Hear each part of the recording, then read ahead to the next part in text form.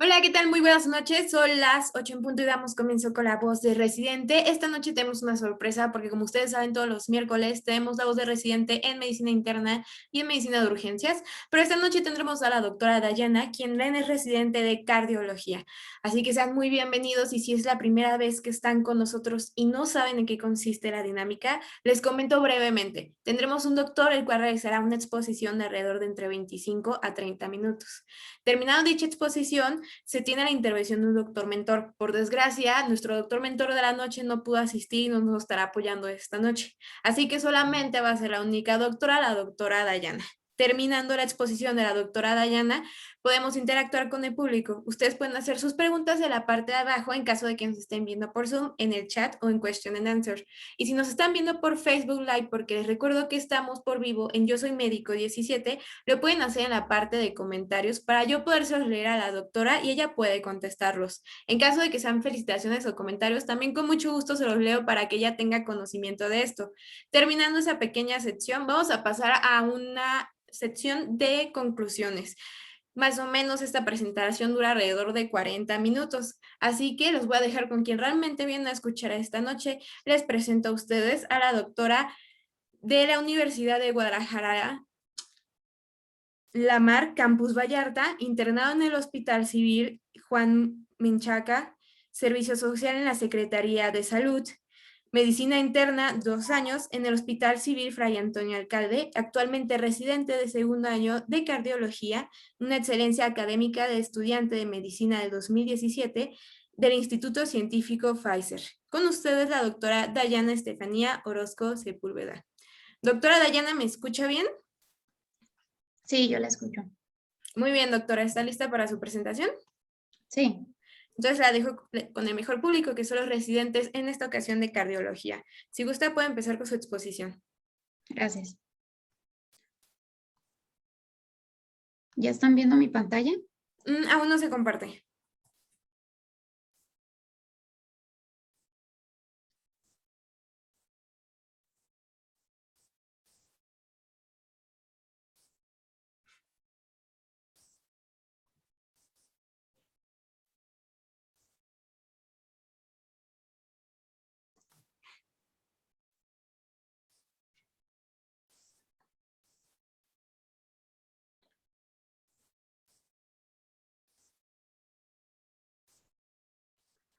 ¿Ya se está ¿Se ve? cargando? Se está cargando. Listo, ya se ven pequeño. Ahora sí. Muy bien. Bueno, pues un gusto estar con ustedes. Buenas noches. Como ya me presentaron, actualmente residente de segundo año del servicio de cardiología. El día de hoy vamos a ver el tema de tromboembolismo pulmonar agudo. Vamos a comenzar con un caso clínico. Déjenme minimizar esto. Mujer de 32 años con un cuadro de disnea súbita y palpitaciones en reposo que acude al servicio de urgencias por presentar desaturación por pulsioximetría y polipnea. Ella sin enfermedad de tejido conectivo, sin factores de riesgo cardiovascular identificados, no embarazadas, trombofilas hereditarias y o adquiridas no conocidas, como único antecedente importante, consumo de anticonceptivos orales combinados en los últimos 5 años como método de planificación familiar. La exploración física relevante, una tensión arterial de 96-70 milímetros de mercurio, taquicárdica con 110 latidos por minuto, una saturación al aire ambiente de 84% con una frecuencia respiratoria de 36, temperatura de 37. De relevancia clínica, ingurgitación yugular grado 2, un soplo sistólico tricuspidio 4 de 6 sin irradiación, exacerbado la inspiración y el resto de la exploración sin relevancia clínica. Dentro del abordaje diagnóstico, pues la principal sospecha fue una tromboembolia pulmonar, por lo tanto se evaluó las escalas de probabilidad pretest, encontrando una probabilidad pretest intermedia por score de Wells y Geneva. De esta manera, lo que se pasó, el paso siguiente fue la determinación del dímero D en la analítica sérica, el cual fue muy positivo con 4.900, una troponina positiva, el resto de la analítica sérica normal. El electrocardiograma de llegada en ese momento evidenciaba una taquicardia sinusal con una frecuencia de 108, una mala progresión del primer vector en las precordiales derechas con una inversión de la onda T de manera simétrica, sugestiva de sobrecarga sistólica del ventrículo derecho. Y únicamente se objetivaba en la derivación de 3, onda Q con inversión de la onda T. Ya dentro del abordaje diagnóstico, y integrando los signos y síntomas y el score de probabilidad pretest, se realizó una angiotomografía pulmonar y obsérvese el video. Este revela pues que la rama pulmonar del lado derecho se encuentra amputada. Déjeme paro el video.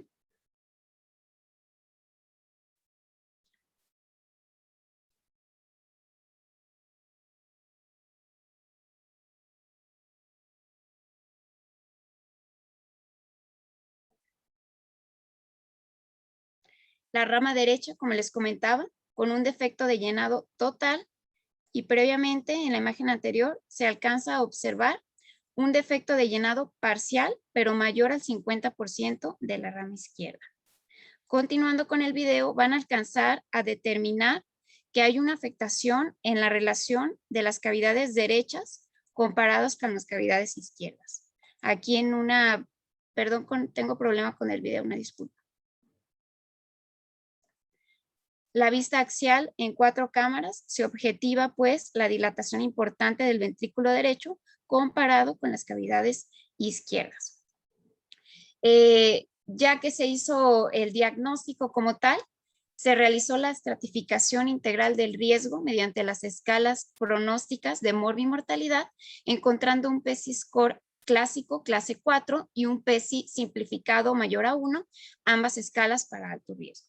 De esta manera, se determinó la necesidad de evaluación ecocardiográfica, donde se encontró una dilatación ventricular derecha ya objetivada en la angioTAC, con disfunción sistólica a menos moderada por una excursión sistólica de 14 milímetros, una fracción de acortamiento de 30 y un IVT del tracto de salida de ventrículo derecho por debajo de 10.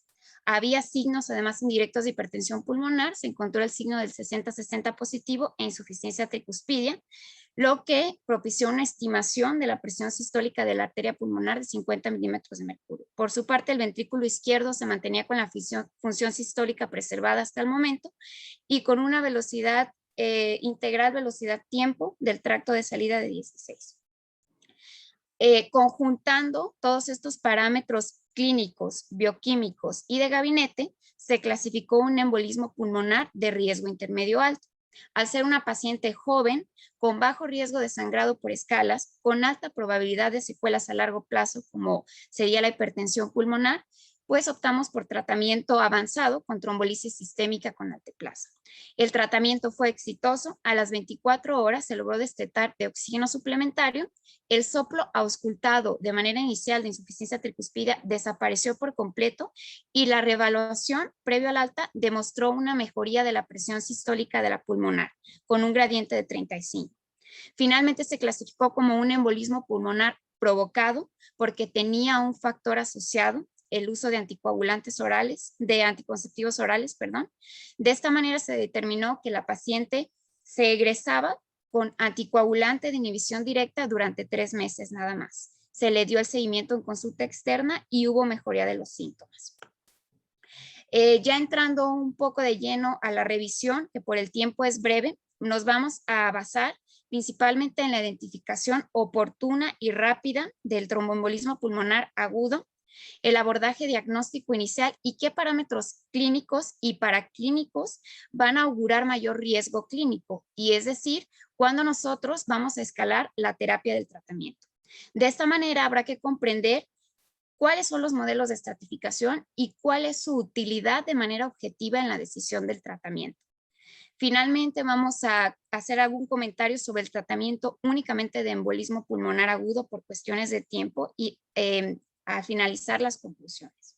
A manera de generalidades, el embolismo pulmonar agudo es un proceso patológico heterogéneo cuya forma de presentación varía ampliamente y va desde aquellos pacientes que se presentan asintomáticos hasta aquellos pacientes que se presentan con choque cardiogénico, con arresto cardíaco o incluso con muerte súbita.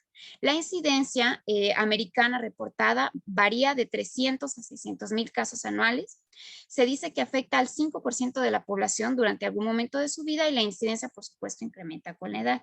Gracias a los métodos diagnósticos que se comentaron previamente, la incidencia se detecta hasta en 2 veces más que en la década pasada. Sin embargo, la morbimortalidad de esta entidad sigue siendo la misma, no ha disminuido. Esto es porque existen muchos bemoles en el tratamiento.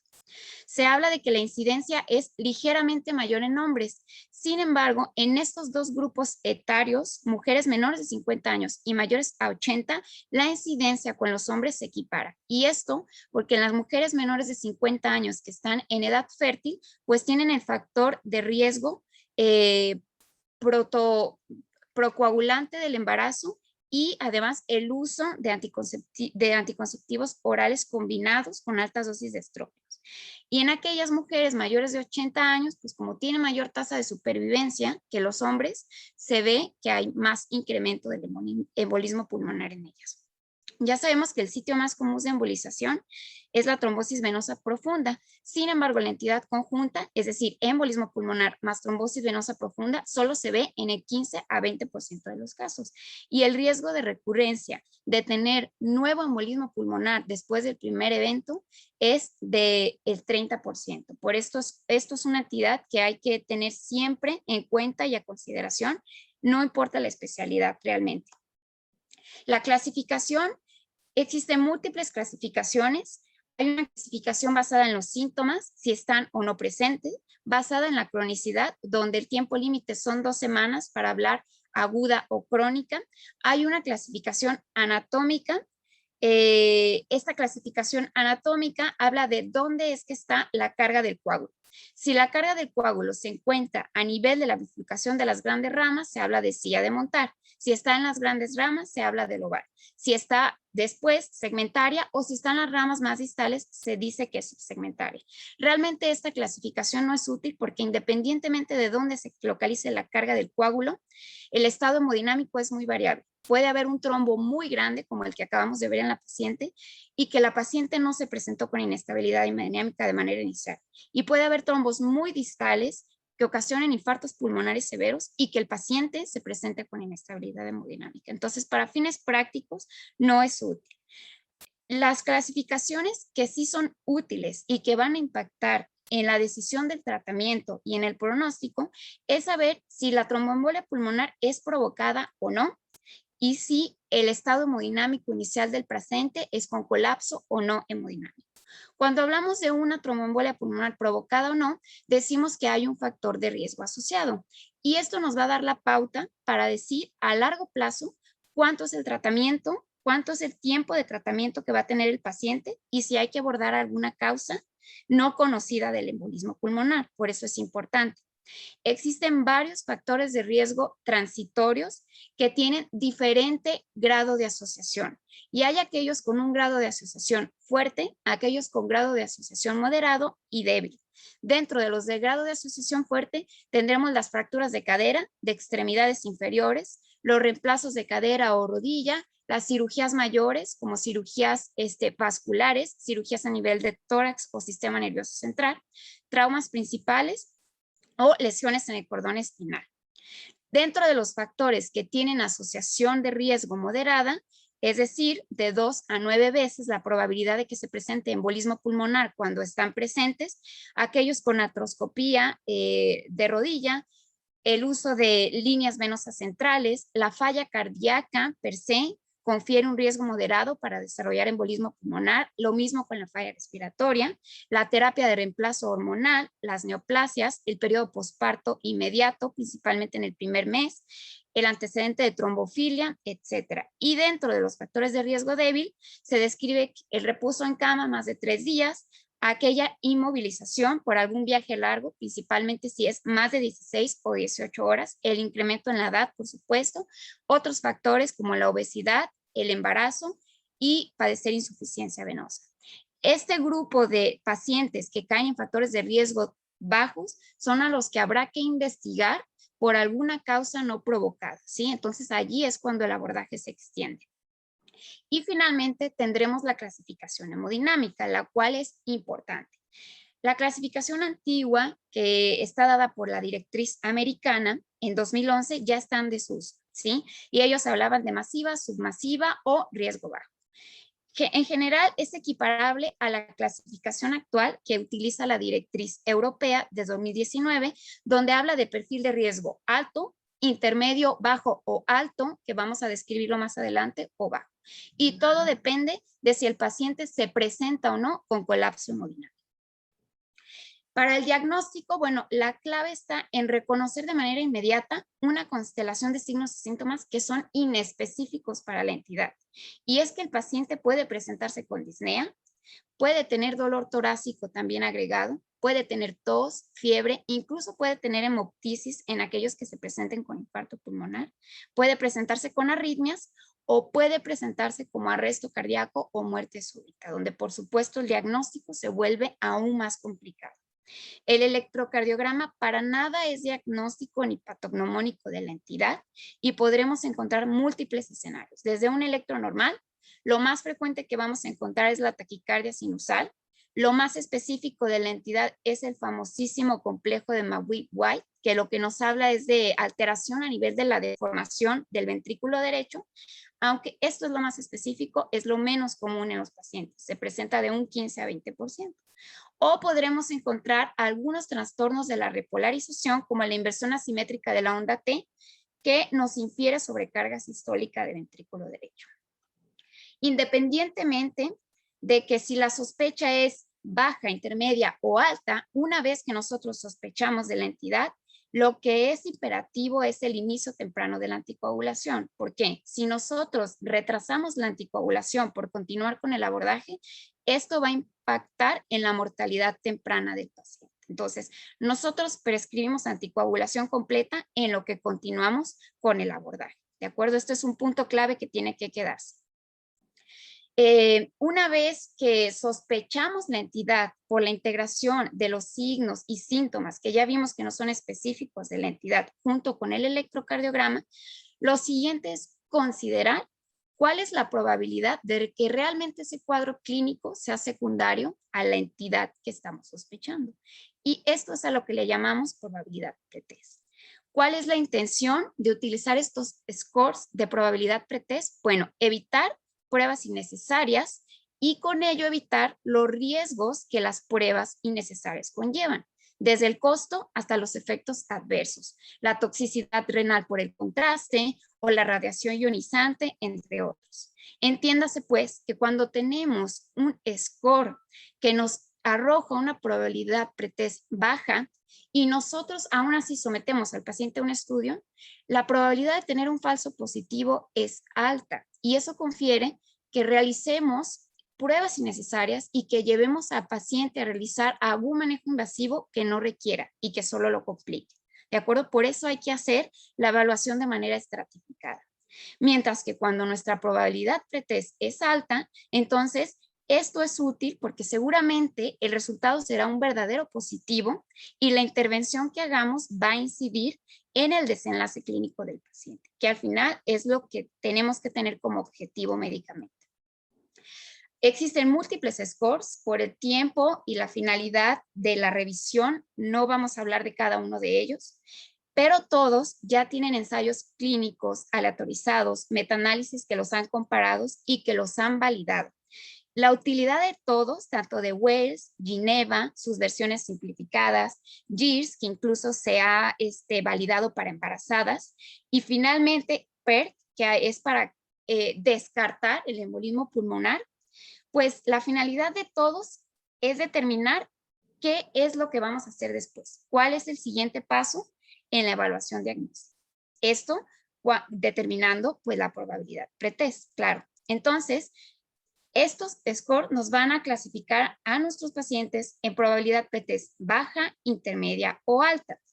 Al único paciente que le vamos a poder aplicar el score de descarte, que es el PER, por sus siglas en inglés, va a ser aquellos cuya probabilidad pretest por los scores y los puntajes que tienen diferentes ítems nos dé una probabilidad pretest baja, ¿de acuerdo? Es el único escenario clínico en el que esta escala es útil. Porque inmediatamente en cuanto a la probabilidad pretest de estos scores es intermedia, el siguiente paso es realizar sí o sí un dímero D.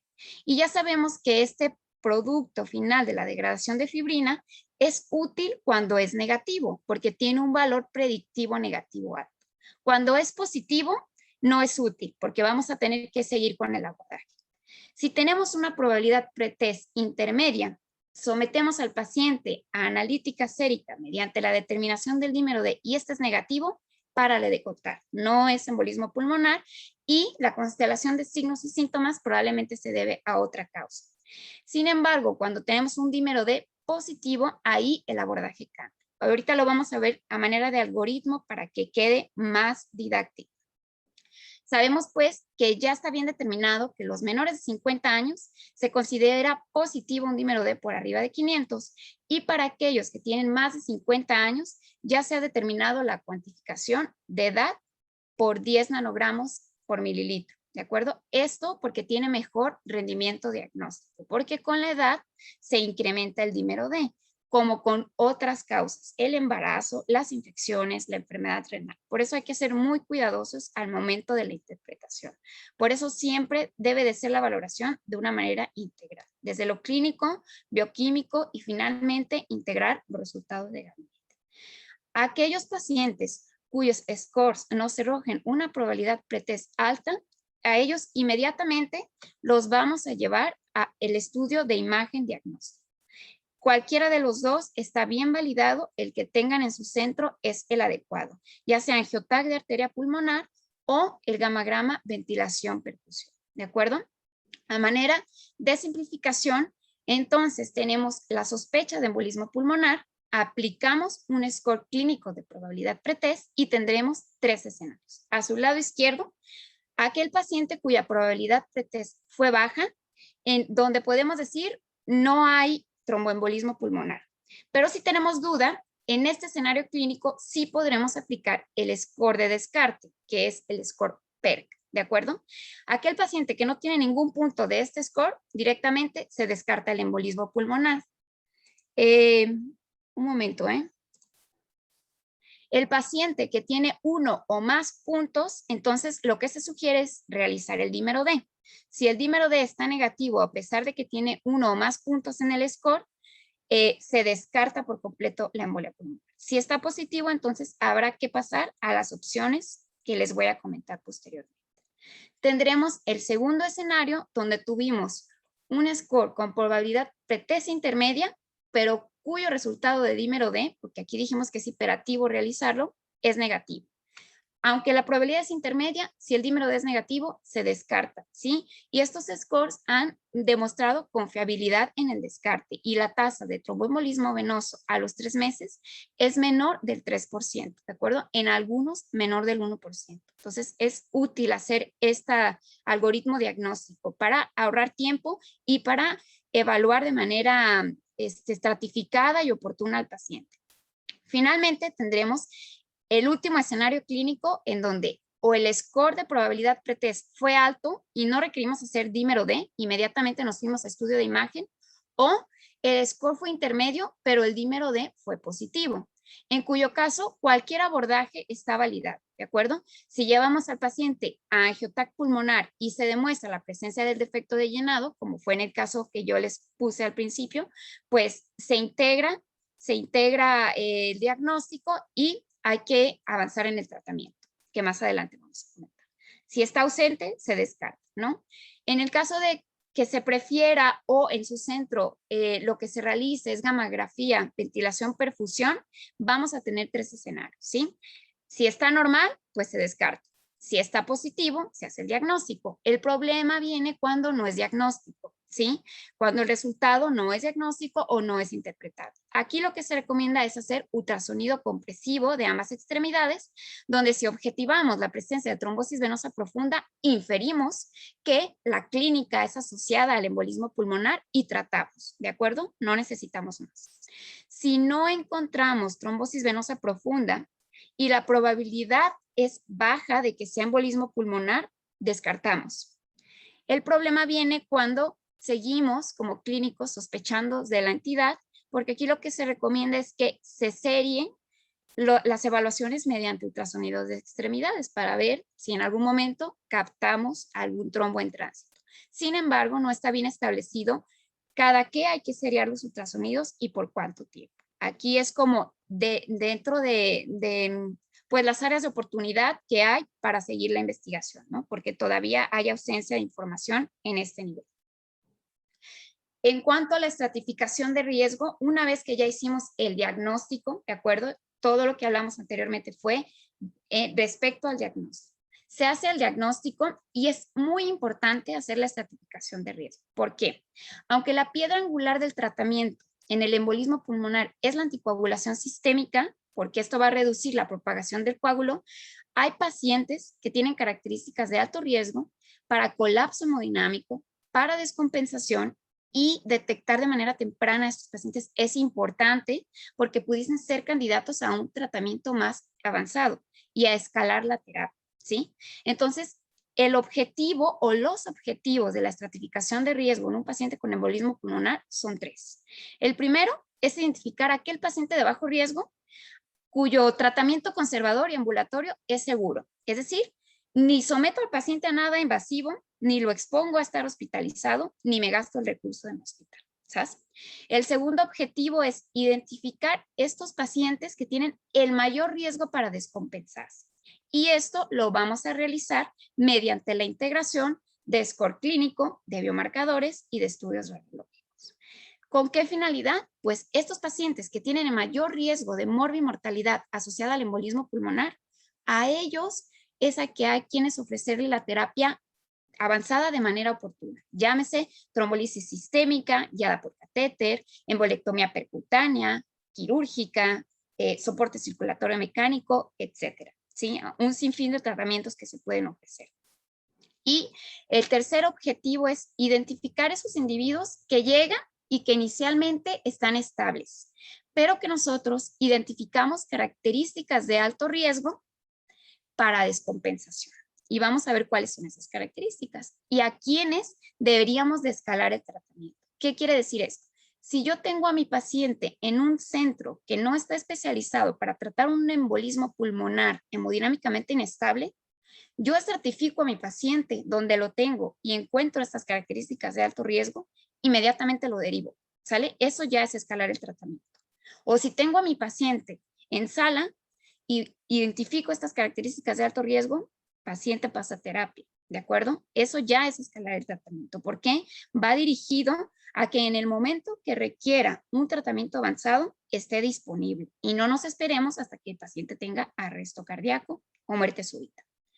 Entonces, la estratificación de riesgo va a ser evaluada mediante los scores clínicos de estratificación de riesgo que les voy a comentar, biomarcadores cardíacos y lactato, aquí ya se incluye, y los estudios radiológicos y las características anatómico-funcionales que auguran que el paciente va a tener descompensación a posteriori.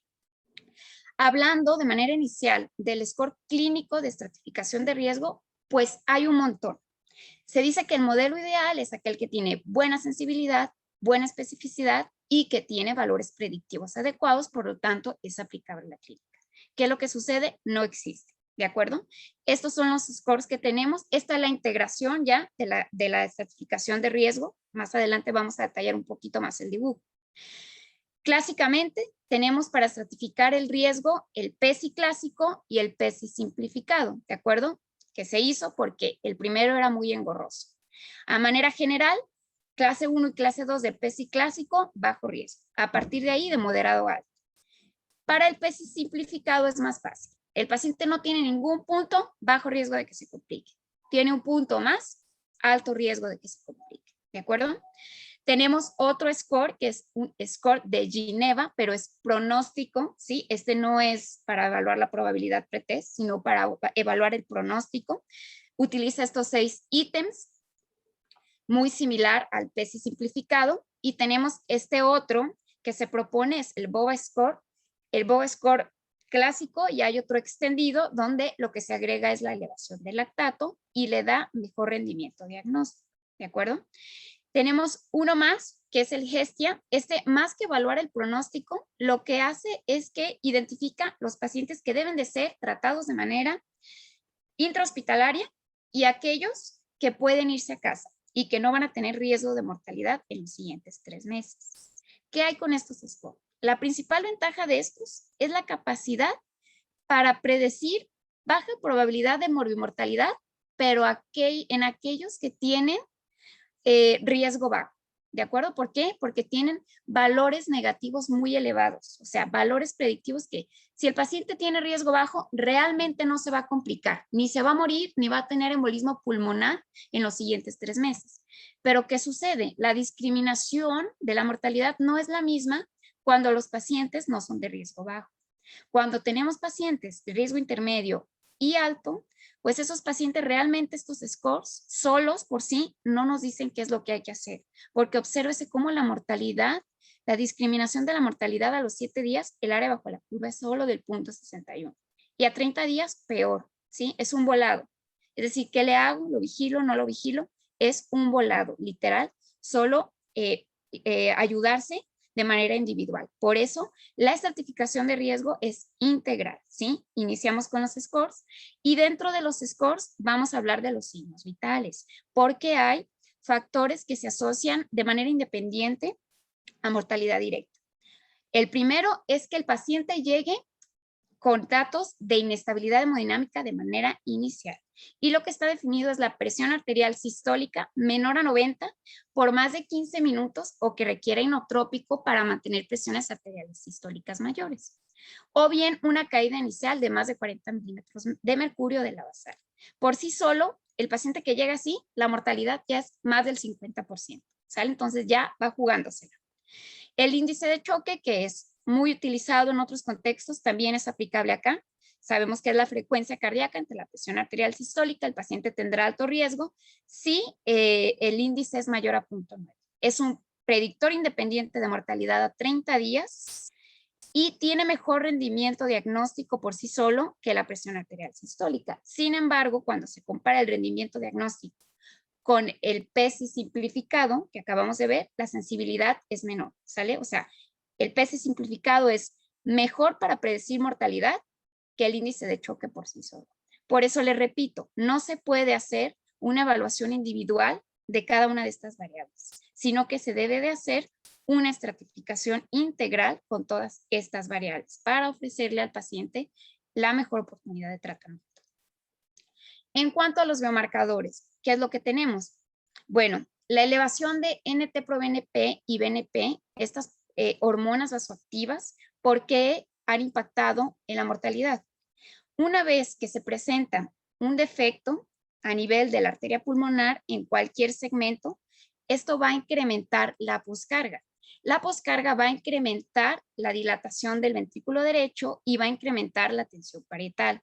Esto conduce a que haya strain o alteración a nivel de la contractilidad, ¿sí? Se estira, se me fue ahorita la palabra, pero se distiende, si se distiende el ventrículo, que comienzan estos péptidos vasoactivos a liberarse, porque además es un ventrículo con deterioro contráctil y que no está pudiendo con la precarga, ¿de acuerdo? A pesar de que el ventrículo derecho se adapta muy bien a la precarga, la afectación a nivel de la poscarga y el incremento en la presión sistólica no logra que se adapte a toda la precarga.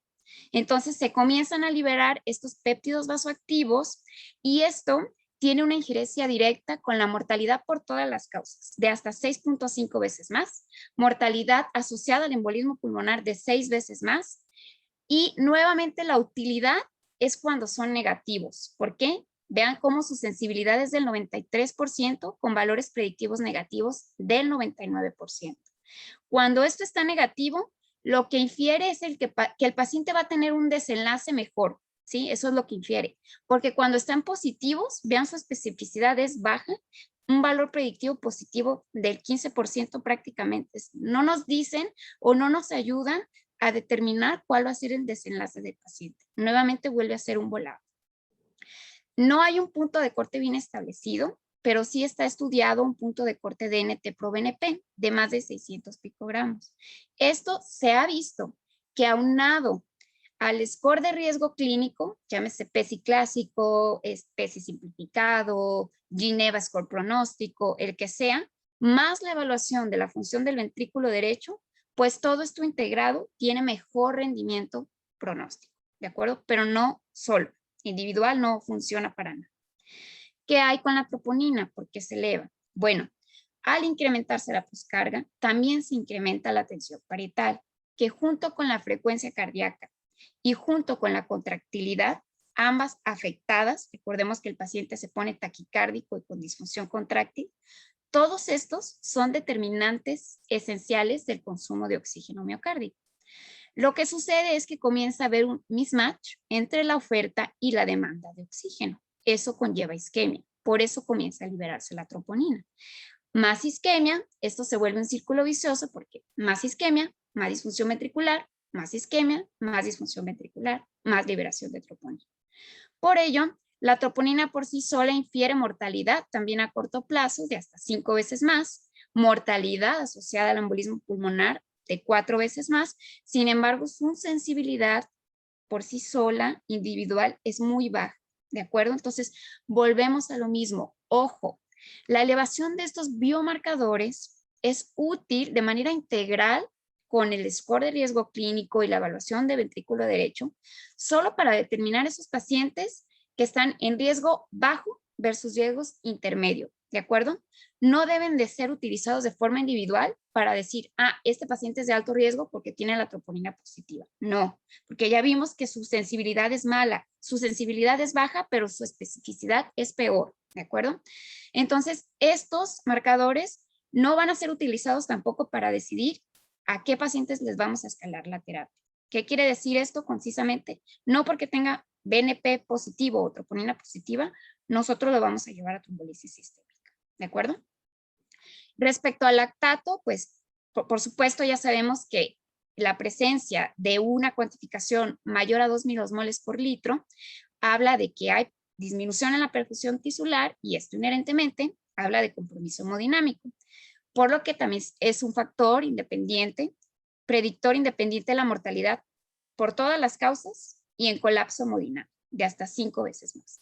Cuando se integra al BOBA score, que ya les comentaba, el rendimiento pronóstico de este score mejora. En cuanto a los estudios de imagen, bueno, además de que nos van a ayudar al diagnóstico, también nos van a ayudar a buscar de manera dirigida características anatómico-funcionales que nos propicien o que nos orienten a que el paciente está en un mayor riesgo de tener un desenlace clínico adverso y que hay que tener ojo, monitor y estar al pendiente de momento en que hay que escalar la terapia. El gol estándar del diagnóstico es y siempre será la angiografía pulmonar. Esta ha caído en desuso porque es invasiva, mucha radiación ionizante, mucha toxicidad y no está disponible en la mayoría de los centros. Ya hay estudios bien diseñados con calidad estadística que han validado la angiotac pulmonar y la gamografía ventilación-perfusión.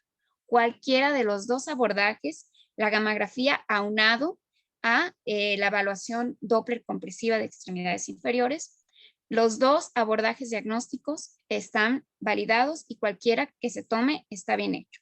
Incluso ya se ha visto que cuando tenemos una angiotac normal, la incidencia acumulada de un tromboembolismo venoso a los 3 meses es solo del 1.2%, con un valor predictivo negativo casi del 100%. Es decir, tenemos una angiotac normal, casi 100% seguro que el paciente no tiene carga trombótica. Mientras que para el gamagrama, la incidencia de tromboembolismo venoso a los 3 meses es todavía menor, con un valor predictivo negativo también que se acerca casi al 100%. Y cuando se compara una con la otra, aunque se ha visto que el angiotac detecta 5% más de embolismos pulmonares, esto no impacta en el riesgo de presentar tromboembolismo venoso a los 3 meses. Es decir, se presenta en el mismo porcentaje. No importa que el angiotac detecte 5% más de embolismos pulmonares agudos. Como ya les comenté, el objetivo de los estudios de imagen para la estratificación de riesgo es que arroje características anatómicas o funcionales que nos digan, este paciente, si no tienes cuidado, se te va a deteriorar. Y comenzando con la angiotomografía pulmonar, las 3 principales características que están descritas en la literatura y que tienen implicación en la mortalidad, la relación ventrículo derecho, ventrículo izquierdo, esta se busca en una proyección axial de la tomografía, ¿sí? 4 cámaras, es muy similar a la evaluación del eco. El índice o la relación mayor a 0.9, ¿sí? Se mide por delante del plano valvular. Aquí tenemos el plano valvular, 2 centímetros por delante, de borde interno del miocardio al borde interno del septum. Lo mismo con el ventrículo izquierdo, del borde interno del septum hasta el borde interno del miocardio de la pared lateral del ventrículo izquierdo. Hacemos la relación, si es mayor a 0.9, esto es un factor independiente de mortalidad intrahospitalaria y de colapso hemodinámico, hasta 3 veces más de probabilidad, ¿sí? Relación a mortalidad solo por embolismo pulmonar y no otras causas, hasta 5 veces más. Nuevamente, lo que es útil es no encontrarlo, ¿sí? Si no lo encontramos, la probabilidad de que el paciente muera o haga colapso hemodinámico es del 5%, ¿sí? Fíjese cómo el valor predictivo positivo es muy bajo. Entonces, si lo encontramos, aunque se asocia con más morbimortalidad, no sabemos realmente qué paciente se va a complicar. Lo que quisiéramos es no encontrarlo para así estar seguros de que el paciente está realmente en bajo riesgo. ¿Sabes? Otro de los signos es el reflujo de contraste de vena cava inferior. Esto está muy similar a lo que está de moda con lo del Vexus, ¿sí? Sabemos que si está teniendo reflujo a vena cava y por lo tanto al sistema venoso, eso infiere que hay disfunción de ventrículo y entre más regurgitación, mayor disfunción. Hay una mortalidad en general de 2 veces más y se vería de esta manera. Obsérvese la regurgitación a vena cava inferior e incluso alcanzan aquí a pintarse las subhepáticas. ¿Qué nos habla? Pues que el ventrículo derecho tiene falla contráctil y que no está pudiendo con la precarga que está teniendo. ¿Sabes? Por eso está teniendo todo este retorno venoso que finalmente se va a ver implicado en falla hepática, falla renal, falla orgánica. La carga trombótica, aunque ha sido muy estudiado, no se ha encontrado como un determinante pronóstico. ¿Por qué? Lo que yo les comentaba. Puede haber un coágulo muy grande, como el que tenía nuestra paciente, bilateral, el de la izquierda, que era más del 50, y no dar compromiso hemodinámico de manera inmediata. Lo que sí se ha visto es que debe de localizarse y ver carga en cantidad. ¿Para qué? Para determinar cuál va a ser el abordaje. Si va a ser trombolisis sistémica, si va a ser embolectomía percutánea o quirúrgica. Para determinar el tratamiento sí es útil. Sin embargo, no hay estudios que digan, con tanta carga trombótica el tratamiento es este, ¿sí? O sea, existen aún bemoles y ausencia en evidencia. En cuanto al ecocardiograma, este es una herramienta muy útil, ¿de acuerdo? Porque se puede hacer allí a la cama del paciente. Ya veo que sé que el foro es de medicina interna, pero muchos tienen ecocardiograma allí a la mano. Entonces, la evaluación biventricular, no solo de ventrículo derecho, es imprescindible también para estratificar el riesgo, ¿de acuerdo? Como les comenté, los cambios están dados porque sí, el ventrículo derecho normalmente está adaptado para acoplarse a una gran carga de volumen porque es muy distendible, además de que tiene una red vascular, que es la red pulmonar, de baja resistencia. Entonces, él se adapta a la sobrecarga de volumen bien. ¿Cuál es el problema? Que no se adapta a la sobrecarga de presión. Y en la tromboembolia pulmonar lo que hay es una sobrecarga de presión por la obstrucción que existe a nivel de la arteria pulmonar, ¿sí? Eso es lo que confieren los signos clínicos. Ninguno de los signos que les voy a comentar es patognomónico ni específico de la tromboembolia pulmonar. Estos signos se pueden encontrar en disfunción crónica del ventrículo derecho, no sé, por cualquier causa de hipertensión pulmonar de las 5 que existen, por infarto de ventrículo derecho, no lo sé. No son patognomónicos, eso sí hay que quedar bien en claro. Nuevamente hay que hacer una integración de todo, signos, síntomas, biomarcadores y la evaluación de los hallazgos, ¿sí? Y siempre es imperativa la clínica del paciente, ¿de acuerdo? Lo más específico, y ahorita les voy a explicar por qué, es el signo de 60-60, ¿sale? Se ha propuesto pues que se haga la evaluación de la integral velocidad-tiempo, tanto de tracto de salida derecho, ¿sí? Este es un eje paraesternal, corto a nivel de grandes vasos. También se ha hecho la propuesta de que se haga la evaluación de la velocidad integral tiempo del ventrículo izquierdo. Cuando estos parámetros, esto es el espectro Doppler, ese dibujo del espectro Doppler que se da con Doppler pulsado, si está por debajo de 10, según marca la literatura, alguna otra literatura 9.5 o por debajo de 15, ¿qué dice esto? Riesgo de muerte intrahospitalaria y riesgo de que el paciente se choque, hasta 8 veces más, ¿sale? Esto es lo que debemos de buscar, porque esto es una alteración funcional que te está diciendo, ojo, tu paciente se puede complicar en cualquier momento, ¿sí? No es 100% seguro porque ya vimos que es un volado, pero tienes que estar al pendiente, tienes que estar al tanto porque la probabilidad es alta. Lo que les comentaba del signo de 60-60, ¿qué sucede aquí? En general, en un trombolismo pulmonar agudo, donde un corazón está estructuralmente sano, ¿sí? Este es el contexto, no hay hipertrofia ventricular derecha, ¿sí? Entonces, no hay manera de que el corazón pueda con la sobrecarga sistólica. Se incrementa la presión de la arteria pulmonar, pero no de una manera exagerada, porque el corazón no tiene este remodelamiento necesario para sobrepasar la presión sistólica crónica. Entonces vamos a encontrar un gradiente de presión sistólica de arteria pulmonar por debajo de 60, ¿sí? Porque no hay remodelamiento, como les explico. ¿Y qué es lo que sucede? A nivel del tracto de salida, pues como va a haber obstrucción en alguna rama o en las subsegmentarias, lo que sucede es que la velocidad de aceleración sistólica va a estar disminuida por debajo de 60 milisegundos, porque está obstruido, no tiene manera de acelerar, ¿sale? Eso es hemodinamia pura.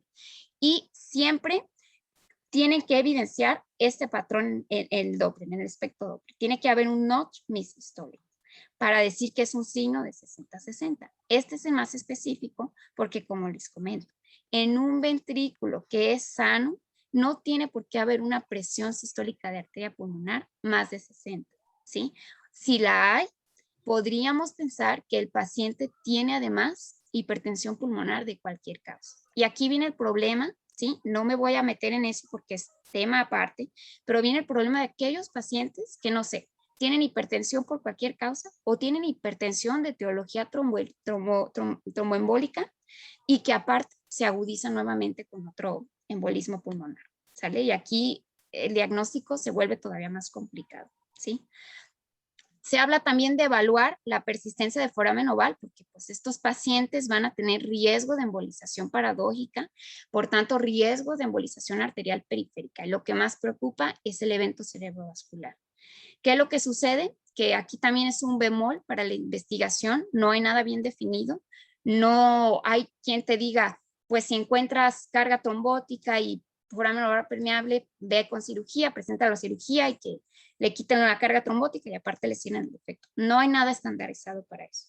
Lo único que hay es lo mismo que para todas las demás tromboembolismos pulmonares que no tienen foramen oval. Anticoagulación como piedra angular y evaluación periódica por si el paciente se descompensa. Pero siempre considerar que si lo tiene, pues el paciente le puede ir todavía peor.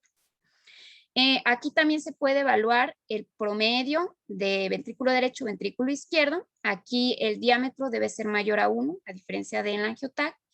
Sin embargo, vea cómo su pronóstico o su utilidad, tanto diagnóstica como pronóstica, principalmente pronóstica, tiene un área bajo la curva de 0.63. O sea, no es lo mejor. ¿Por qué? Hay otras causas crónicas que pueden dilatar el ventrículo derecho, lo que ya le he comentado. El signo de McConnell, que tampoco es específico de la entidad, se da por una hiperacinesia apical con hipocinesia de los segmentos basales y medio, o a veces se describe también hipocinesia de la pared lateral, ¿sí? Y esto se ve como se mueve así, es evidente pues que el lápiz está hipercontráctil. Ese es el signo de McConnell. Otro parámetro que se utiliza mucho en ecocardiografía, que es muy fácil de medir, ¿sí? Usted tiene un eco a la mano y cuya área bajo la curva para evolución pronóstica, observe que es de 0.91, es la TAPS, ¿sí? La excursión sistólica del plano anular tricuspidio. Si esta está por debajo de 15, predice una mortalidad de 2 veces más, predice mortalidad asociada solo al embolismo pulmonar de 2.5 veces más, e incluso se ha asociado con necesidad de trombolisis este hallazgo, ¿sí? Es un parámetro que está ganando mucho más auge y afortunadamente es un parámetro que es bien fácil de evaluar, ¿sí? Se utiliza aquí, se coloca el cursor y dentro del parámetro de su ecocardio viene modalidad modo M y lo que se mide es la excursión sistólica, desde la base hasta el máximo pico de excursión. El parámetro por debajo de 15 es el que infiere pues todo este determinante pronóstico que le acabo de comentar. En cuanto al coágulo en tránsito, desafortunadamente solo se detecta en el 3%, tenerlo ahí presente, mayor riesgo de mortalidad y, por supuesto, mayor riesgo de recurrencia.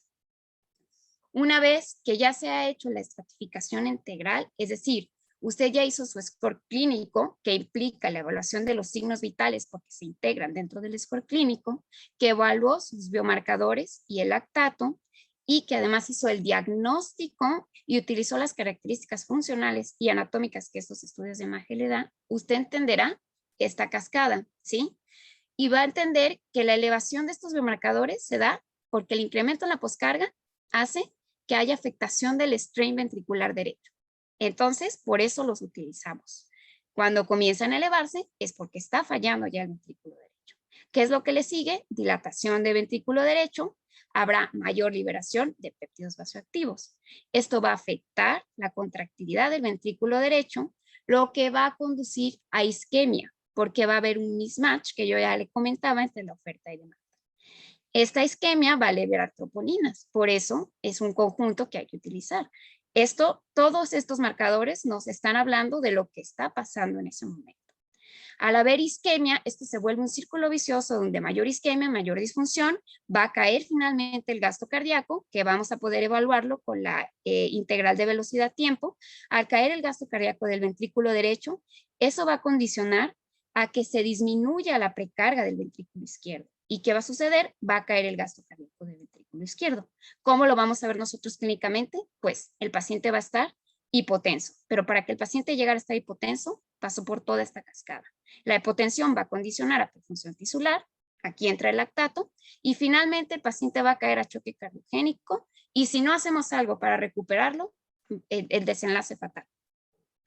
Y aquí vamos a entender ahora sí el perfil de riesgo clínico, entendiendo todo esto, ¿sí? Aquellos pacientes con perfil de riesgo clínico bajo es aquel que ni tiene signos ni síntomas, cuya función ventricular está preservada, y como está preservada no hay ningún biomarcador positivo, entendiendo la cascada previa, y por lo tanto, pues las clasificaciones de riesgo clínicas y demográficas van a ser negativas. Este paciente usted lo puede mandar a casa, no se gasta el recurso y usted está tranquilo de que el riesgo de recurrencia de tromboembolismo venoso es del 1% o menos. Cuando tenemos un paciente con riesgo intermedio, aquí es donde entra la discrepancia. ¿Por qué? Porque si el paciente entra en perfil de riesgo alto, donde tiene colapso hemodinámico, sí o sí se le va a ofrecer una terapia avanzada, ¿sí? Porque no hay más que hacer. Hay que llevarlo a lo más que podemos ofrecer. El problema es cuando el paciente entra en riesgo intermedio. Si es riesgo intermedio bajo, lo único que define o que diferencia estas dos clasificaciones es que en el riesgo intermedio alto hay tanto disfunción de ventrículo derecho como biomarcadores positivos, mientras que en riesgo intermedio bajo está uno u otro, es decir, está como a la mitad de la cascada, ¿sabes? Entonces, estos pacientes son los que tienen riesgo inminente de deterioro o de colapso hemodinámico abrupto. Aquí es donde entra mayor discrepancia respecto al tratamiento, ¿sí? Ahorita les voy a comentar lo que hay y lo que se sugiere como opinión de experto por algunos resultados de estudios ya pues previos, ¿sí? Hace falta estudios de más calidad. Respecto al tratamiento, rápidamente, la piedra angular es la anticoagulación, puede hacerse con heparina no fraccionada. Se prefiere la heparina no fraccionada por el mecanismo de acción, vida media de acción más corta, y que pues tiene el antídoto, que es la protamina. Sin embargo, ya se ha establecido el efecto o la utilización segura de la heparina de bajo peso molecular, con una tasa de seguridad y tasa de eficacia similares. Entonces, cualquiera que se elija está bien. Este es el score de RIET, que utiliza 6 ítems o 6 determinantes, entre ellas bioquímicas y paraclínicas, y este es para determinar solo el riesgo de sangrado asociado a la anticoagulación. Es que a pesar de que tenga alto riesgo, se va a hacer, ¿sí? Se va a anticoagular, solo que habrá que tener otros cuidados como agregación de inhibidor de bomba de protones en el paciente, o estar vigilando pues de manera más estrecha la probabilidad de riesgo asociado a la anticoagulación y ver si requiere alguno de los antídotos. En este caso pues se preferiría la heparina no fraccionada. Ahora bien, respecto a si trombolisis ya por catéter o trombolisis sistémica, no hay estudios que comparen estos dos tratamientos, ¿sí? La evidencia hasta momento que dice, la trombolisis ya por catéter Pues como es guiada por catéter, se utiliza menos dosis de fármaco y la administración es local. Entonces, esto induce que tiene menos riesgo de sangrado. Sin embargo, esto se equipara con que es un procedimiento invasivo y el sangrado no asociado a trombolisis es mayor. Respecto a la trombolisis sistémica, aunque sí se asocia a mayor riesgo de sangrado extracraneal, ambas estrategias de tratamiento tienen mismo porcentaje de asociación de riesgo de hemorragia intracraneal. Entonces, cuando hablamos de hemorragia por todas las causas, es más común cuando se hace trombolisis guiada por catéter, porque es un procedimiento invasivo. Cuando hablamos de hemorragia intracraneal, es equiparable para los dos grupos de tratamiento. Y cuando hablamos de mortalidad intrahospitalaria, sí se ha visto que la mortalidad intrahospitalaria por todas las causas es menor para la trombolisis guiada por catéter que para la trombolisis sistémica. Con esto, las guías sí recomiendan que si existe esta posibilidad, se le dé al paciente este beneficio. Y si solo tiene esta posibilidad de tratamiento, de todas maneras se le dé al paciente. ¿En qué contexto? Este es el algoritmo de tratamiento propuesto, ¿sí? Tenemos un paciente con sospecha de embolismo pulmonar, ya se diagnosticó, ya se estratificó. La estrategia de tratamiento inicial y la piedra angular es la anticoagulación para prevenir la propagación de coágulos. Ahora bien, evaluar si está o no inestable de manera rápida con la constante vital. Si el paciente está inestable y está en la clasificación de alto riesgo, ya mencionada, entonces hay que evaluar. Si tiene contraindicación para trombolisis, pues entonces embolectomía percutánea quirúrgica. Si no es así, pues hay que darle trombolisis sistémica y de ser necesario considerar soporte circulatorio mecánico, ¿sí? En caso en el que el paciente esté de alto riesgo y no alcance a llegar a la trombolisis sistémica y haga arresto cardíaco, la guía sí hace énfasis en que hay que administrar el trombolítico intravenoso y hay que dar maniobra de resucitación que se extienda de 60 a 90 minutos antes de decir que no fue efectivo. ¿De acuerdo?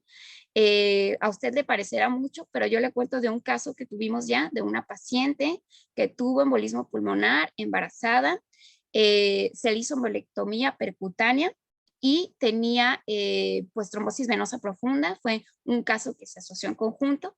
La paciente al movilizarse de terapia a sala volvió a hacer tromboembolia pulmonar, hizo arresto cardíaco, se le dio trombolisis sistémica y se le dio 1 hora de maniobras. La paciente ahora está caminando.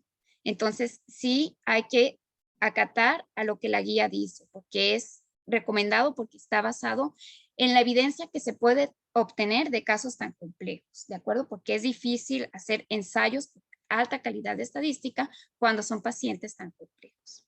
En el caso en el que el paciente no tenga inestabilidad hemodinámica, pues lo siguiente será evaluar exámenes de laboratorio, troponina, lactato, estudios de imagen. Si encontramos que hay un índice mayor a 0.9 en cuanto a las cavidades derechas sobre las izquierdas, pues esto va a caer inmediatamente en riesgo intermedio. Si no se cumple, ya sea por eco más de 1 o por angiotomografía, y además de eso, el paciente tiene un score pronóstico de bajo riesgo, pues el paciente tiene bajo riesgo y podemos darlo de alta con seguridad, como ya le comentaba.